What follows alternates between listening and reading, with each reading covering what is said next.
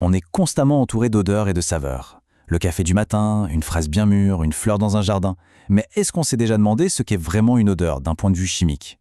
Aujourd'hui, on va décortiquer la chimie qui se cache derrière les arômes de notre quotidien. Prenez l'odeur d'une banane, par exemple. On la reconnaît instantanément, n'est-ce pas? C'est doux, c'est fruité, c'est unique. Mais cette odeur, ce n'est pas de la magie. Non, c'est de la chimie pure et dure. Et cette chimie, elle raconte une histoire fascinante sur la façon dont la nature fabrique les arômes. Et c'est là que la question se pose. Est-ce qu'une odeur aussi complexe que celle de la banane peut se résumer à une seule, unique molécule? Et si c'est le cas, ça voudrait dire qu'on peut la fabriquer nous-mêmes. C'est ce petit mystère qu'on va tenter de résoudre en passant du fruit au labo de chimie. Alors voilà notre plan de match. On va d'abord identifier la molécule responsable, ensuite on verra de quoi elle est faite, comment on la fabrique, les petits défis que ça représente, et enfin, comment les chimistes arrivent à maîtriser tout ce processus. Bon, allez, on y va. Première étape, on va identifier le coupable, la molécule qui se cache derrière cet arôme si caractéristique de la banane. Et le voilà! Le secret de beaucoup d'arômes de fruits, c'est une grande famille de molécules qu'on appelle les esters. L'arôme de la banane, par exemple, est principalement dû à un ester bien précis. Ce sont un peu les parfumeurs de la nature. Ils créent les odeurs de la poire, de l'ananas, de la fraise et de tellement d'autres choses. Donc, si on veut créer cet arôme en laboratoire, il nous faut une recette. Et évidemment, toute bonne recette commence par les bons ingrédients. Notre premier ingrédient essentiel, c'est un alcool. Alors attention, en chimie organique, le mot alcool ne désigne pas que la boisson, non.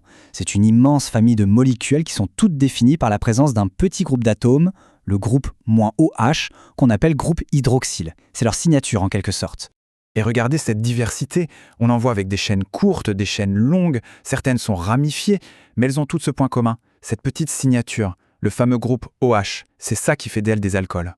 Notre deuxième ingrédient, c'est un acide carboxylique. Si les alcools ont leur groupe OH, les acides carboxyliques, eux, ont leur propre marque de fabrique, le groupe carboxyle, ou -COOH. Et c'est ce qui leur donne leur caractère acide, tout simplement. Et tout comme les alcools, ils existent sous plein de formes et de tailles. L'acide acétique, par exemple, c'est lui qui donne son goût au vinaigre. C'est un exemple très connu. Et on voit bien ce groupe -COOH toujours présent. Juste un petit mot sur la façon dont on nomme ces molécules. En fait, tout part de leur colonne vertébrale, c'est-à-dire leur chaîne d'atomes de carbone. Le nombre de carbone donne le nom de base, comme on le voit ici. C'est ce qui nous aide à identifier précisément l'alcool et l'acide qu'on va utiliser. Parfait. Maintenant qu'on a nos ingrédients, l'alcool et l'acide carboxylique, il est temps de passer en cuisine. Découvrons la réaction chimique qui va créer notre saveur. Et voici la recette chimique, on l'appelle une réaction d'estérification. Le principe est assez simple, un acide carboxylique plus un alcool réagissent ensemble pour donner un ester, c'est notre molécule d'arôme, et de l'eau. L'ester, c'est ce qu'on veut, et l'eau, c'est un sous-produit. Alors, comment ça marche au niveau des atomes? C'est un peu comme un jeu de construction, un jeu de Lego. Le groupe -OH en entier se détache de l'acide. De son côté, l'alcool ne perd que l'atome d'hydrogène de son groupe -OH. Ces petits bouts qui se sont détachés se combinent pour former une molécule d'eau, H2O. Et pendant ce temps, les deux grandes parties qui restent s'assemblent pour créer notre fameux ester. D'accord, on a la recette. Ça a l'air simple, non? Eh bien, la chimie a toujours quelques surprises en réserve. Cette réaction n'est pas tout à fait à sens unique. Et voilà le défi. D'une part, cette réaction est naturellement très lente, mais surtout, elle est réversible. Ça veut dire qu'elle ne va jamais jusqu'au bout, elle s'arrête à mi-chemin, parce que la réaction inverse commence à se produire en même temps. Et il faut voir ça comme une rue à double sens. Dans une direction, l'acide et l'alcool forment un ester, c'est l'estérification. Mais dans l'autre sens, l'ester peut réagir avec l'eau qu'on vient de former pour se redécomposer en acide et en alcool. Et cette réaction inverse, on l'appelle l'hydrolyse. Voilà cette fameuse réaction d'hydrolyse, c'est l'exact opposé de ce qu'on a vu juste avant. L'ester et l'eau réagissent pour nous redonner nos ingrédients de départ. C'est un véritable bras de fer chimique. Au final, le système atteint un point qu'on appelle un équilibre chimique. À ce moment-là, pour chaque nouvelle molécule d'ester qui est créée, une autre est détruite par l'hydrolyse. Les vitesses des deux réactions sont les mêmes, et ça veut dire qu'on n'obtiendra jamais 100% d'ester, ce qui est un peu un problème si on veut en produire en grande quantité. Alors comment les chimistes font-ils pour gagner cette bataille? Comment peuvent-ils forcer la réaction à produire plus de notre délicieux ester? Eh bien, ils ont une boîte à outils spécialement pour ça.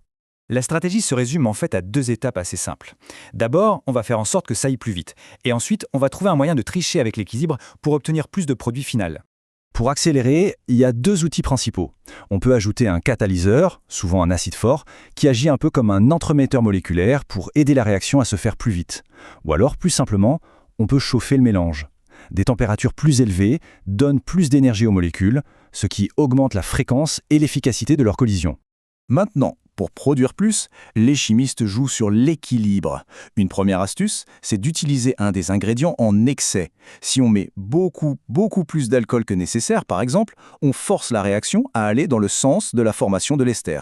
Une autre technique, encore plus maligne, est de retirer l'un des produits au fur et à mesure. Si on enlève l'eau dès qu'elle se forme, eh bien la réaction inverse ne peut plus se produire, et là, on peut atteindre un rendement bien meilleur. Au final, l'arôme d'une banane n'est pas une entité mystérieuse, mais bien le résultat d'une réaction chimique élégante et qu'on peut contrôler. Et ça nous laisse avec une question assez fascinante. Si on peut recréer la banane, que pourrait-on créer d'autre? Des saveurs complètement nouvelles? Des arômes que la nature n'a même jamais imaginés? Le laboratoire des saveurs est grand ouvert.